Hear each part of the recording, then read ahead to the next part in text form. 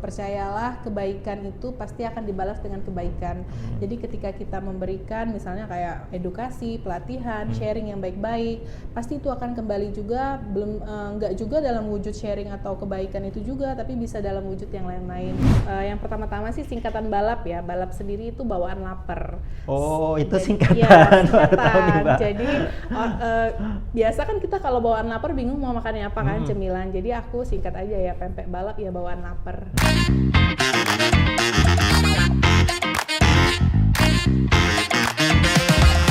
Dipersembahkan oleh, didukung oleh. Assalamualaikum warahmatullahi wabarakatuh. Halo Sobat Rumah BUMN Jambi.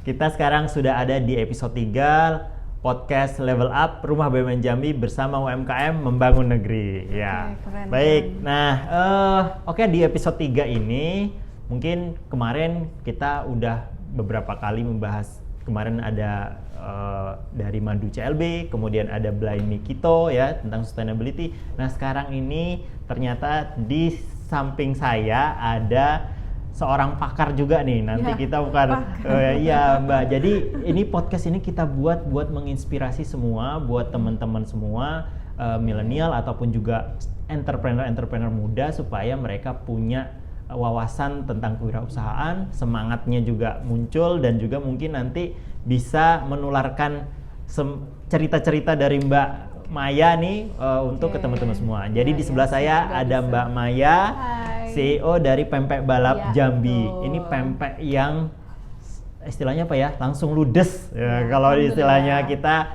pempek di balap, ya. Jambi ini terkenalnya pempek balap. Ya, dari Mbak Maya ini kita hadirkan langsung di tengah-tengah kita di podcast Level Up Rumah BUMN Jambi ini.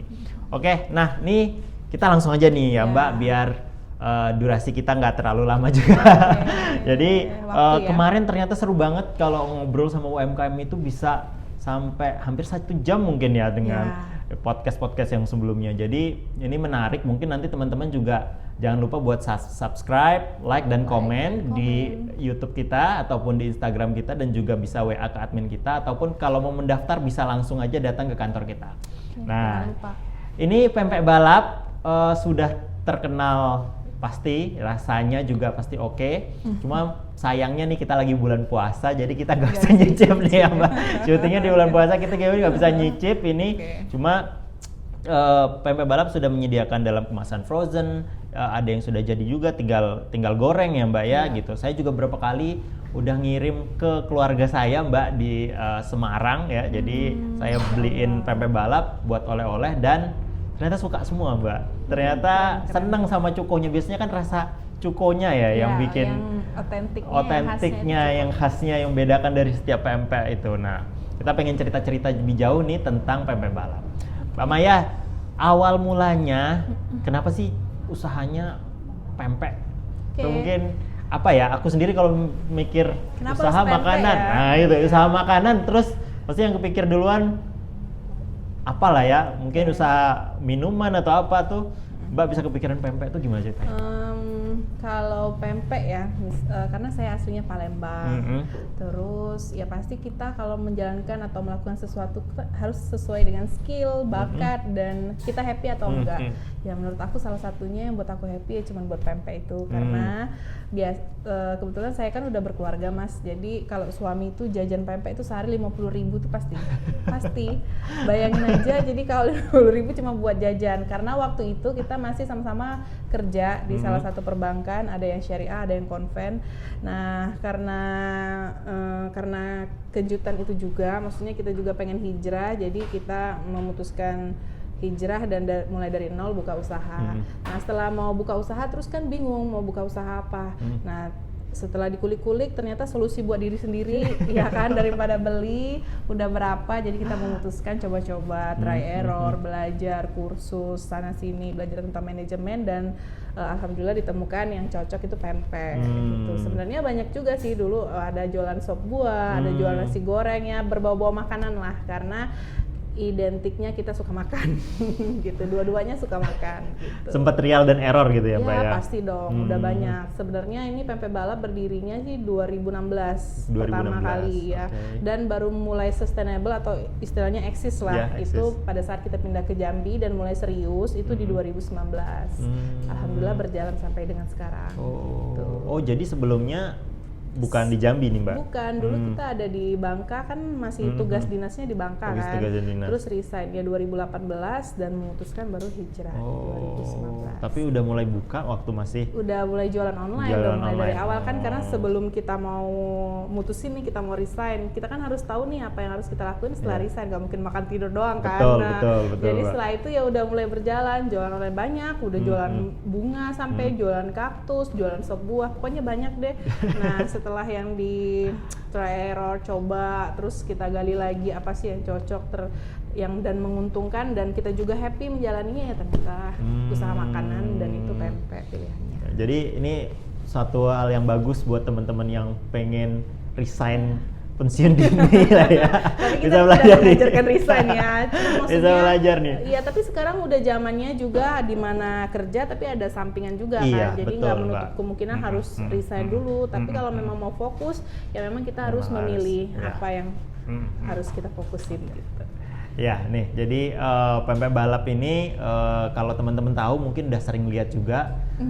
Ini dalam bulan Ramadan aja nih ada di 4 pasar beduk ya, Mbak ya. Alhamdulillah pasar beduknya ada 4 titik. Sampai ada di 4 titik nih, ini sangat luas nih jangkauannya dari pempek balap. Nah, pempek balap itu sendiri punya keunikan apa sih, Mbak, yang mungkin beda nih? Aku mungkin kalau di Jakarta mungkin ya yang dikenal tuh ada teman yang membawain dari Palembang, dari ini. Nah, kalau dari Jambi ini apa nih, Mbak, pempek balap? Kalau dari Jambi pertama pempek balap itu dikenal sama cukonya. Yang pertama-tama sih singkatan balap ya. Balap sendiri itu bawaan lapar. Oh, itu singkatan. Ya, singkatan. Jadi biasa kan kita kalau bawaan lapar bingung mau makannya apa kan, cemilan. Jadi aku singkat aja ya, pempek balap ya bawaan lapar gitu. Nah, terus selain dia menjadi solusi dari kelaparannya para masyarakat, ya itu tadi kita harus ada kelebihan kan di antara beberapa kompetitor atau beberapa pemain lah di apa namanya itu di pempek wilayah ini. cemilan gitu. Di wilayah cemilan, ya. Nah, jadi kita lebih tonjolkan pertama kualitas, yang kedua itu harga, terus yang ketiga nggak banyak juga yang bisa menjual oleh-oleh. Nah, jadi mungkin 70% omset kita terbesar itu di oleh-oleh untuk saat ini.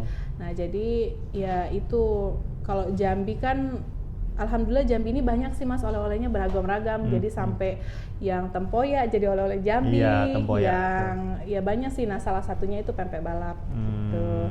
Jadi ya keunikan kita itu boleh dibilang orang itu kenal karena kita punya cita rasa yang khas, yang mungkin beberapa ada juga sih kita juga nggak bisa menyimpulkan, tapi kalau berdasarkan dari riset dan teknologi yang kita punya, itu kita riset dari segi harga sama dari segi rasa.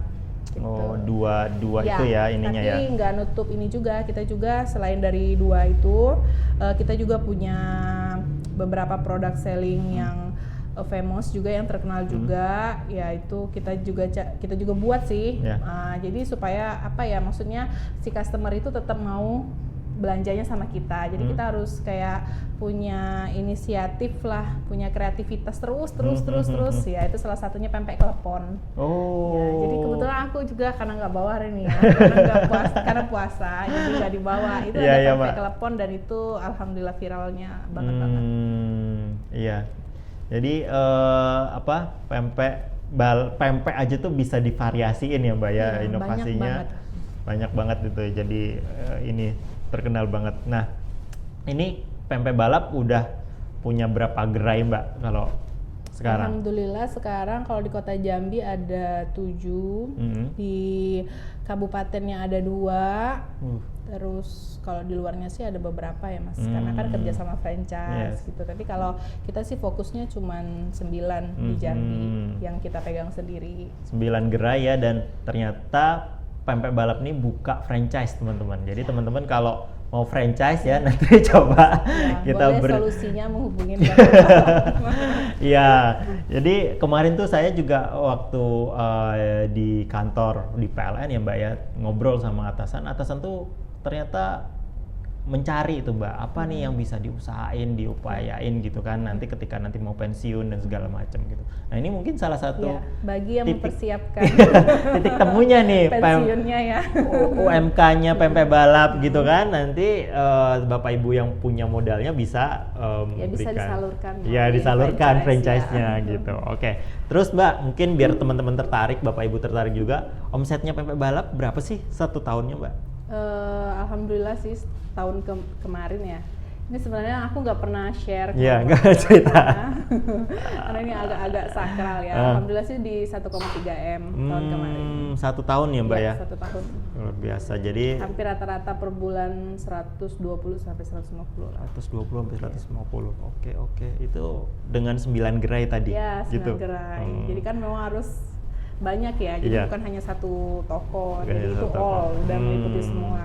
Jadi kalau pempek ini kan dia nilainya kecil, harganya mulai dari 1.700. Jadi kalau hanya satu toko dia akan menges atau ibaratnya tuh tertati-tati. Jadi bagaimana caranya dengan segala banyak pelajaran yang kita dapat dan kita diskusi juga dengan beberapa coach dan mentor, kita harus banyakin cabang solusi.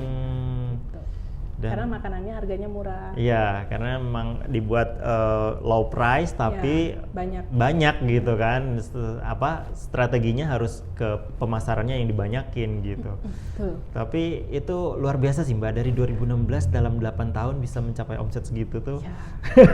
Juga sih 2016 itu masih main-main ibaratnya. Masih main-main malah lagi kan. Nah, itu. Masih ini. Jadi yang kita fokus itu itu tadi alhamdulillahnya Mas, kita tuh di 2019 pada saat kita hijrah dan memang benar-benar mau fokus nih ke usaha pempek, itu kita nggak di awal itu biasanya beberapa teman beberapa teman UMKM itu ketika mereka mulai usaha mereka itu nggak didampingin dengan belajar atau minimal skill manajemen itu.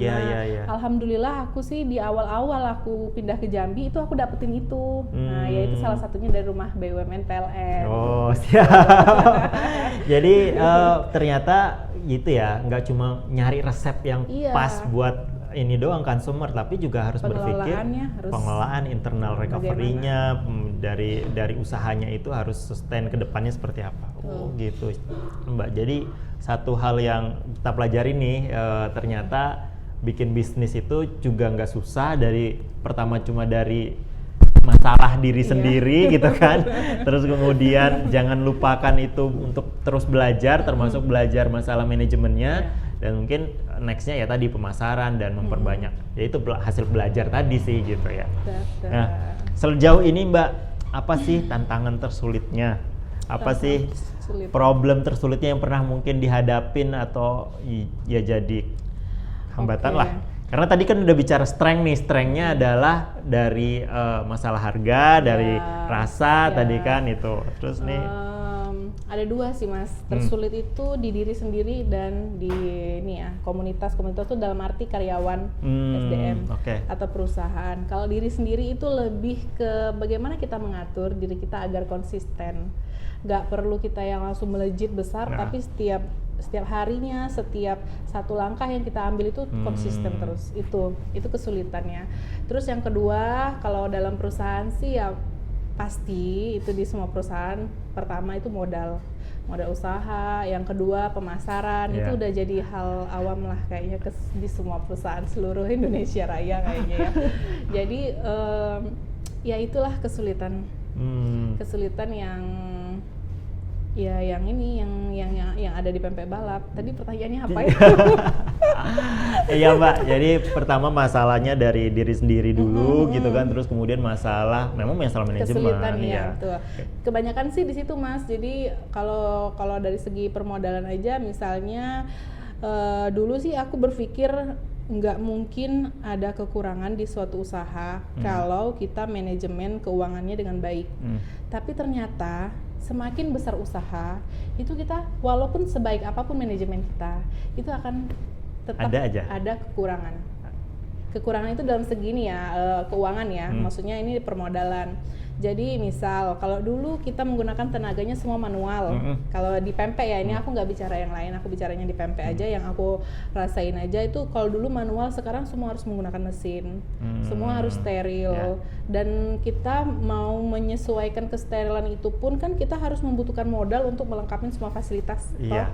Nah itu, dan mau beli mesin-mesin juga kan semua fasilitas toh. Iya, harga jadi lagi. pasti itu semakin besar usaha pun terus jenjangnya kan beda-beda. Dulu kita mainnya retail aja, dulu kita mainnya ke konsumen aja langsung. Sekarang kita ada retail, ada ke beberapa namanya tuh, kita ada ke beberapa toko lah gitu kan, yang dia keuangannya konsinyasi. Jadi kan beda dong antara penjualan hari-hari sama penjualan yang konsinyasi. Iya. Ketika uang itu, barang kita itu konsinyasi, otomatis uang kita akan mendep. Iya. Nah itulah salah satunya kenapa kita butuh modal. Nah yang kedua tetap juga sih pemasaran. Jadi sebanyak-banyak apapun nanti orang punya modal, tapi kalau dia nggak punya strategi pemasaran yang betul untuk produknya, ya tetap juga kita bakalan oleng juga. Jadi itu sih masalah yang kita hadapin, dan saat ini masih terus kita pelajarin terus belajar lah, walaupun kadang-kadang kita juga dapat ilmu tapi terus kita gali lagi sampai kita ketemu titik yang tepat untuk kita tuh apa solusinya. Oke, jadi memang pasti ada masalahnya dan itu harus kita lewatin, kita hadapin gitu dihadapi. Kan. Gimana ya kalau nggak dihadapi ya nggak bakalan berjalan usahanya. Betul Mbak. Oke. Nah tadi gue ngomong modal nih Mbak. Kalau dari pempek balap dulu modal awalnya berapa sih Mbak? Nah dulu sih mungkin. Biar teman-teman punya gambaran nih. Oh ternyata modal usaha tuh nggak mahal sih. Ya itu loh, nggak signifikan itu yang pasti membuat bisnis jadi. Jadi sebenarnya kalau kita mau mulai itu tuh nggak perlu modal banyak-banyak teman-teman. Ya modalnya 100.000 aja udah cukup. Kalau kayak pempek balap kan sebenarnya pempek ini sebuah produk yang bisa diproduksi di rumah, dibuat di rumah gitu kan. Nah nggak harus punya pabrik, nggak harus punya mesin-mesin. Jadi kalian cukup beli ikan dan beberapa kebutuhan ini aja, menggunakan kuali, menggunakan panci, kompor yang ada di rumah, peralatan di rumah pun udah bisa dengan hasil yang kalian buat terus dijualkan. Pakai HP sendiri pun udah bisa, nggak harus pakai HP yang iPhone atau bagus-bagus ya, pakai HP yang serba ada aja. Sebenarnya udah bisa dong 100.000, cuman ya itu karena kebutuhan dan sekarang juga ya kebutuhan sih Mas. Jadi ya alhamdulillahnya kita sudah berada di atas itu. Ya Mbak. Jadi satu hal mungkin ya buat teman-teman bahwa dari kita ngawalin memulainya itu kadang-kadang nggak butuh modal yang gede, yang betul. Butuh tuh kemauannya tuh harus dulu, niat dan konsisten. Harus ada, baru nanti kita kembangkan dan berkembang lah gitu lah ya. Kita juga udah dapat pemasukan, baru kita bisa mulai invest di peralatan, dan mesin dan segala macem gitu ya. Nah, bagus Mbak, terima kasih Mbak. Terus solusinya tuh Mbak, kita tadi masalahnya dari diri sendiri, terus juga solusinya. Ya, boleh Mbak kita bertanya juga nih kan, biar dapat insight langsung. Permasalahan-permasalahan dari Mbak Maya tadi, apa sih kira-kira solusi yang udah ditemukan sama Mbak Maya mungkin bisa kita tiru gitu misalnya. Kalau diri sendiri ya, yang pertama aku itu kemarin dapat mentor yang dia itu kasih aku informasi, baru di satu orang itu aku mendapatkan input yang seperti itu. Kita berteman itu cuma boleh 3. Jadi 3 itu artinya kita berteman itu kan untuk semangat kita ya. Dalam arti misalnya kita tadinya nggak konsisten, jadi kita perlu 3 teman ini. Yang pertama itu lingkungan sekitar, artinya yang membangun usaha, misalnya kayak karyawan, kalau yang punya pasangannya, pokoknya lingkungan terdekat, keluarga, dan itu sangat boleh setiap hari kita berteman dengan mereka ataupun kita lebih mendekatkan diri. Yang kedua itu adalah orang yang menyemangati kita atau orang yang lebih pintar bisnisnya daripada kita. Jadi kita harus deketin tuh ya, walaupun katanya kamu tuh deketin dia karena ada ininya. Ya memang iya ya, tapi itulah kehidupan, kita harus memang dekat dengan orang-orang yang seperti itu. Karena dengan kita dekat orang seperti itu, maka kita juga akan terorganisir mindsetnya tuh jadi lebih baik. Misal orangnya tadi yang dia pekerja keras, dia gigih, dia giat, Nah, kita harus dekat dengan orang seperti itu, kita harus belajar, bukan kita maksudnya bukan kita mencuri ilmu atau apanya ya, kita harus belajar juga dan sharing juga sama dia, apa juga yang kita bisa sharing, kita sharing juga. Ya kan, timbal baliknya ada gitu kan, kita belajar apa sih yang bisa buat dia sampai ada di titik ini gitu. Itu yang paling penting kita tapi sama yang terakhir yang bisa marahin kita terus, motivasi kita terus dalam hal kebaikan untuk usaha dan diri sendiri. Nah, misalnya kalau aku kan dalam diri sendiri kan ada titiknya di mana kalau owner ini kan nggak setiap hari itu moodnya bagus. Apalagi yang dipikirin banyak, misal kita pikirin rumah, kita kan ada rumah tangga, pasti pikirin rumah tangga. Kita ada perusahaan, pasti mikirin perusahaan. Ada SDM, pasti mikirin SDM. Belum lagi yang sakit, belum lagi yang ya banyak lah semacamnya. Kita harus punya satu aja, nggak usah banyak-banyak. Orang tuh yang nggak harus pasangan juga, nggak harus yang di rumah juga, boleh dari luar, boleh dari mana aja. Tapi orang itu memang betul-betul memang tujuannya dia selalu ada, dia nggak pernah berharap lebih dan dia selalu men-trigger ya pokoknya kamu nggak encourage kita gitu kan ya bahasanya ya pokoknya mendorong kita ya dia mendorong kita untuk lebih tetap struggle dan kuat lah menjalani hari-hari gitu. Jadi itu kalau yang permasalahan diri sendiri. Nah, itu juga bisa tips buat teman-teman.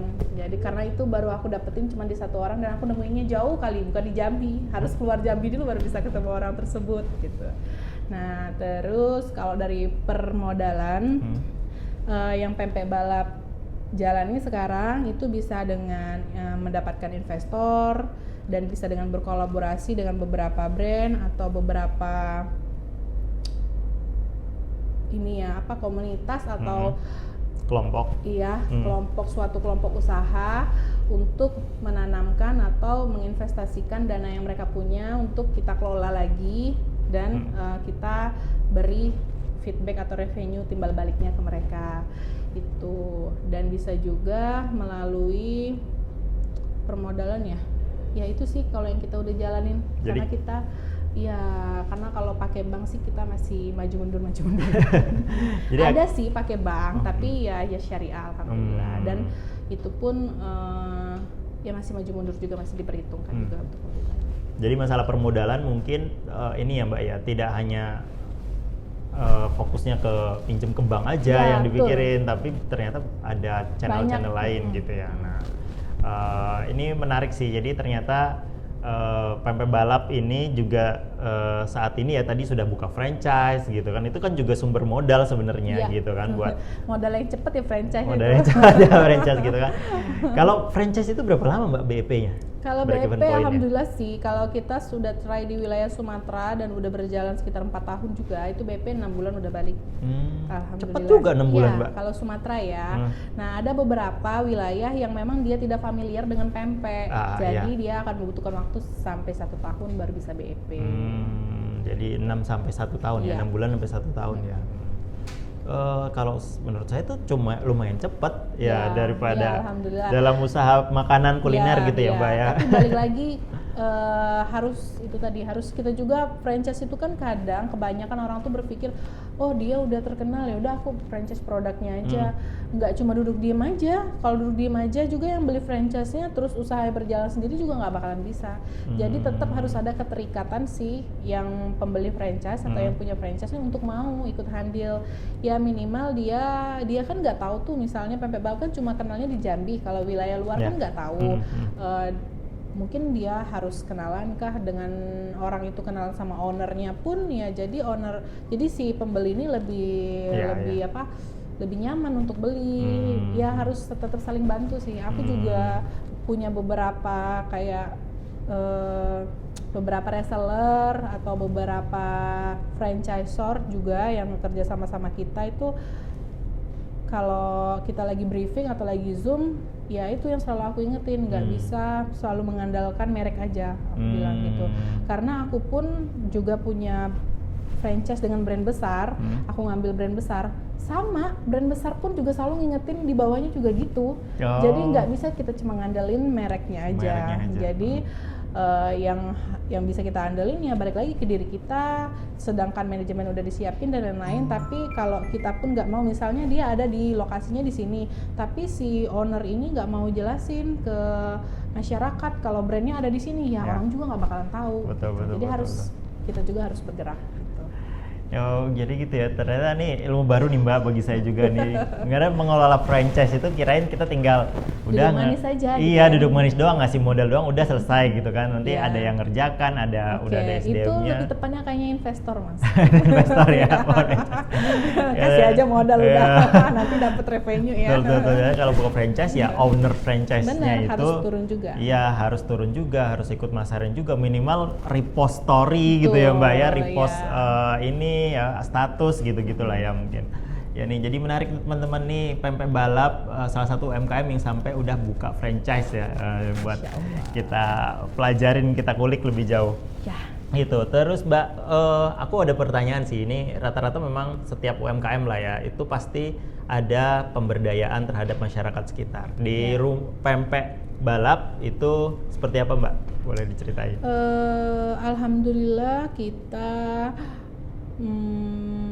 semua sumber daya manusia yang kita pakai juga alhamdulillah lingkungan sekitar, terus juga lebih banyak Provinsi Jambi ya, karena yang di luar Provinsi Jambi juga nggak ada kayaknya, ada, karena memang tujuan kita juga salah satunya dari kita punya visi misi itu adalah menciptakan lapangan kerja, di mana yang kita lihat bahwa di Jambi ini juga masih banyak juga membutuhkan yang lapangan pekerjaan, membutuhkan freelance juga banyak. Jadi ya alhamdulillah kita kalau Pempek Balap sih ikut juga terlibat dalam ekosistem lingkungan gitu Mas. Nah, Pempek Balap juga punya kayak beberapa momen sih dalam 1 tahun tuh cuma 3 kali itu kerjasama dengan dinas tenaga kerja, di mana Pempek Balap itu nanti ngambil beberapa masyarakat lingkungan sekitar, boleh pokoknya Provinsi Jambi deh, karena untuk mengangkat Jambi bagaimana pengangguran ini berkurang. Jadi kita tuh kayak menyediakan pemagangan atau belajar gratis lah pempek, nanti setelah itu mereka bisa jualan sendiri gitu. Jadi tetap ada juga masalah. Ada ya, alhamdulillah ada. Tetap dibantu sama Pempek Balap ini. Nah, ini Pempek Balap berarti yang ngerjakan ya timnya Mbak Maya nih. Ya, bikin sampai seperti ini nih loh Mbak. Ini kan kemasannya bagus banget nih. Jarang ada pempek yang kemasannya udah apa ini saya bilang eye-catching ya. Sangat menarik ini udah mata. Berapa kali ganti Mas kemasannya? Udah 4-5 kali lah ganti, sampai desainnya pun harus diganti, sampai pun kita mikirin tentang ketahanan. Kadang kan plastik yang bahan bening sama ini kan aluminium, itu beda ketahanannya. Terus tuh dari segi dia masuk ke freezer, kalau ini kan berhubungan dengan pembekuan. Kalau kayak keripik kan nggak perlu. Nah kalau pembekuan ini apakah dia pas dimasukin freezer luntur atau enggak masannya, kekuatannya, ya keamanan pangannya dan lain-lain. Jadi kita banyak sih udah ubah-ubah ini, dan alhamdulillah ini yang terakhir. Ya yang terakhir ya jangan ganti dulu ya. Nanti tunggu nyu. Dan ini sampai ada stiker PLN peduli nih di ininya ya. Kita udah di awalnya itu kita udah digodok duluan sama si PLN pedulinya, sama si rumah BUMN PLN-nya. Iya. Kalau ini berapa lama Mbak tahan? Kalau itu yang sampai 1 tahun ada Mas. Ini sampai 1 tahun ya. Kalau yang plastik tadi? Kalau yang plastik frozen itu 3-4 bulan. 3-4 bulan. Oh, jadi ternyata kemasan itu menentukan juga bisa, betul produk. Ya Mbak ya, nggak tapi cuma. Kita juga ada ini Mas, ada yang kemasan plastik kita juga bisa yang tahan 1 tahun, karena kita juga punya mesin steril. Mesin steril itu mesin yang sering dipakai untuk ekspor produk makanan yang berjenis rendang, sate, pempek. Gitu. Nah, kita juga menggunakan mesin itu juga. Kemarin juga alhamdulillah disupport juga sama rumah BUMN PLN kan. Nah untuk pembelian mesin itu, jadi kita aman, udah kirim kemana-mana udah aman, tergantung request. Jadi kalau misalnya memang dia kayak kemarin ke Papua, ke Sulawesi, ke beberapa negara yang jauh kan, NTB itu kan wilayahnya jauh, dari Jambi ini sampai seminggu lebih. Nah itu kan kalau kita kirim yang frozen, dia akan cepat meleleh. Frozen itu 3-4 bulan itu di freezer. Kalau di suhu ruang paling 2-3 hari. Jadi kita menggunakan teknik sterilisasi. Sterilisasi itu ya, mesinnya itu kan, itu kenapa perlu mesin tadi ya Mbak? Terus ini menarik nih teman-teman. Ini biang cukonya ya. ya Mbak ya, biang cuko. Solusinya kalau yang nggak bisa buat cuko, jadi tinggal dituang air hangat. Nah, sama pempek balap ini udah bikin kemasan buat tadi ya oleh-oleh sampai pakai kardus gini dan frozen gitu ya. Saya rasa ini masuk dalam bentuk inovasi sih Mbak gitu ya. Keren, ada bikin hanya cukonya aja yang dijual gitu kan. Dalam artian tadi sudah mempertimbangkan ketahanan pangannya, ketahanan lama, berapa lamanya ininya. Sip. Keren ini. Jadi buat teman-teman boleh ditiru ininya ya, ilmunya nih. Jadi yang baik-baiknya. Iya, ya. Enggak, jangan nanti kemudian wah saya akan ambil marketnya Mbak Maya nih gitu, pempek juga gitu. Enggak harus pempek maksudnya, tapi bisa yang lain, tapi yang penting tadi inline dengan pengetahuannya teman-teman, dengan motivasinya teman-teman. Mungkin punya masalah sendiri yang beda kan dari Mbak Maya tadi, masalahnya adalah makan sendiri gitu kan gitu. Teman-teman punya masalah lain yang bisa diangkat. Nah, terus Mbak mungkin boleh nih Mbak, biar teman-teman tahu juga, mungkin selama Mbak join dengan Rumah BUMN Jambi dari kapan Mbak?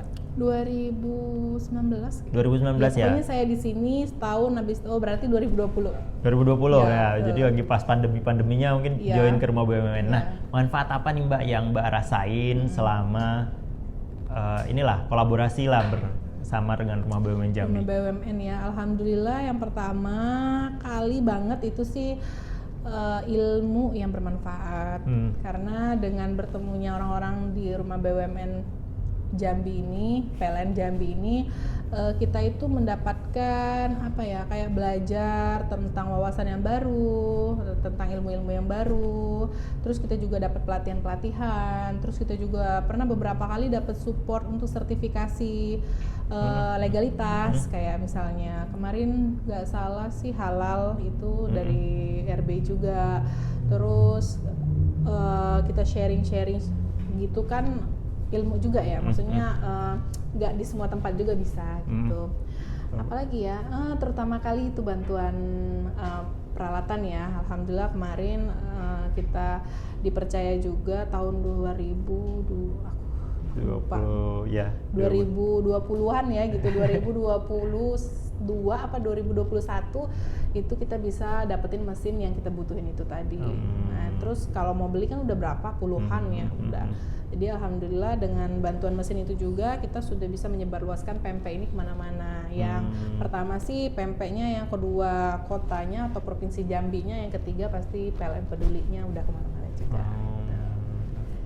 Satu yang aku ketinggalan nih Mbak, pempek balap Jambi ini udah kemana aja sih Mbak?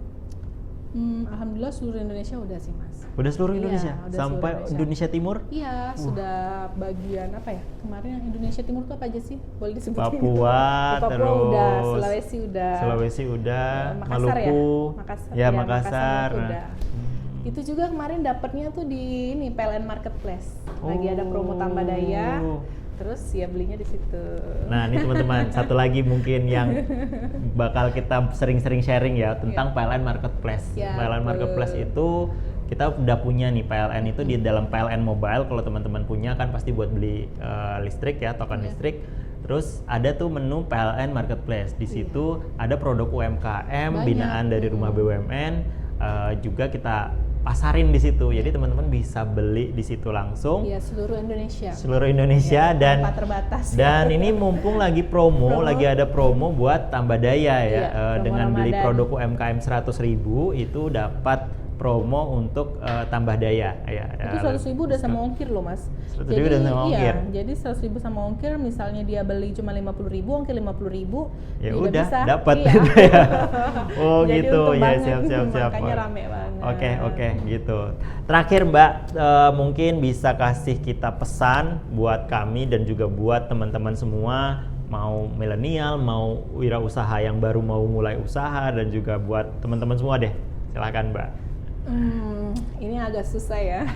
Karena sebenarnya aku pun memesankan diriku sendiri agak susah Mas ya. Tapi ya it's okay, buat semua teman-teman dimanapun berada, dan ataupun semua teman-teman di RB juga tetap semangat. percayalah kebaikan itu pasti akan dibalas dengan kebaikan. Jadi ketika kita memberikan misalnya kayak edukasi, pelatihan, sharing yang baik-baik, pasti itu akan kembali juga, belum nggak juga dalam wujud sharing atau kebaikan itu juga, tapi bisa dalam wujud yang lain-lain. Jadi tetap semangat, apalagi pada saat puasa ya. Di Ramadan ini semoga puasanya lancar juga, Amin. usahanya juga makin lancar selancar bulan puasa dan sepanas bulan puasa ini. Apa ya, itu sih nggak bisa banyak pesennya Ya banyak berkahnya sih ya, pokoknya lah banyak intinya. berkahnya. Intinya tuh itu aja, pokoknya tidak ada kebaikan yang tidak dibalas dengan kebaikan. Pasti pokoknya lakuin yang terbaik aja. Ya, dalam berusaha pokoknya lakuin yang terbaik, selalu lihat ini ya Sisi baiknya sisi ya. baiknya. Terus tadi mungkin banyak berteman dengan orang-orang yang sering memarahin kita, sering ngasih Ya, betul. sering ngasih insight ke kita buat Betul, lebih karena kita bagus butuh, gitu kan. ya, Iya. kalau sebagai brand owner atau sebagai CEO atau yang ya pemilik usaha itu penting banget kita punya orang seperti itu. Betul, Gitu. betul. Oke, gitu teman-teman, mungkin level up Rumah BUMN Jam'i episode 3 ya sudah akan terus mengudara. Nanti dengan UMKM selanjutnya akan banyak lagi keseruan-keseruan dan cerita-cerita inspiratif, menambah wawasan juga, semangat teman-teman, semangat kewirausahaan. Terus juga nanti jangan lupa buat mulai usaha itu kita harus tekun, karena ya ketekunan itulah nanti kira yang bisa membuahkan hasil gitu ya, enggak amin. hanya sekedar tadi semangat di awal terus Iya. lama-lama loyo gitu ya. Nah, mudah-mudahan acara ini membawa banyak pengetahuan, banyak ini juga ya wawasan buat teman-teman semua. Saya terima kasih kepada Mbak Maya sama-sama, sudah Mbak. bersedia hadir di podcast kita yang ketiga ini, podcast Ya, alhamdulillah ya. Level Up Rumah Dari BUMN Jambi. sekian jadwal ya. Ya ini ya buat teman-teman jangan lupa subscribe, like dan komen YouTube kita, kemudian Instagram kita Rumah BUMN Jambi, dan terakhir bisa konsultasi juga chat WA ke admin ya Rumah BUMN Jambi, ataupun datang ke kantor kita di Jelutung atau di depan Hotel Cosmo di Pasir Putih ya, Kota Jambi. Ya, kita tunggu buat teman-teman yang mau konsul buat usahanya. Sini ya. Iya, buat daftar jadi member Rumah iya. BUMN itu free, tidak kita pungut biaya apapun, dan nanti pelatihan-pelatihan kan kita share ke teman-teman semua gitu ya. Jadi biasanya kita kalau bikin pelatihan sampai full ya, sampai seatnya udah nggak cukup lagi, ya udah akhirnya kita batasin ya. Jadi teman-teman semua jangan lupa untuk nonton terus ya podcast Level Up Rumah BUMN Jambi, karena akan menghadirkan UMKM yang menarik ya, UMKM lokal Jambi yang udah mind blowing lah istilahnya kita ya sekarang. Oke, saya Rizky Syafandi, CFO Muda Rumah BUMN, dan Mbak Maya. Maya Puspita. Ya, mengucapkan terima kasih atas perhatian teman-teman semua, dan mohon maaf kalau ada kesalahan. Saya tutup. Wassalamualaikum warahmatullahi wabarakatuh. Waalaikumsalam. Terima kasih Siap, Mbak Maya.